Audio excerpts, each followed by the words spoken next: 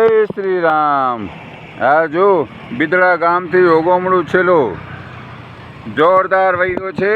2 દિવસ થયા અને 4 થી 5 દિવસ થયા વરસાદ ચાલુ છે અને કે છે વિજયસાગર ઓગનાઈ ગયો।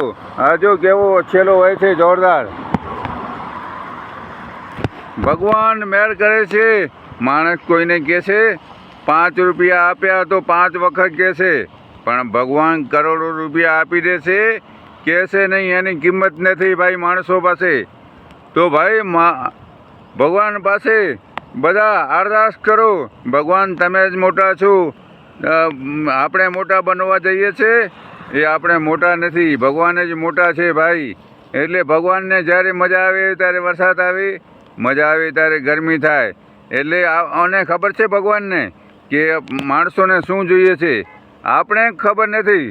આપણે થોડા પૈસા આવી જાય તો આપણા પાસે અભિમાન આવી જાય અને આપણે ટાઈમ ઉપર મોલને પણ તમે ટાઈમ ઉપર દવા દેશો તો જોરદાર રહેશે।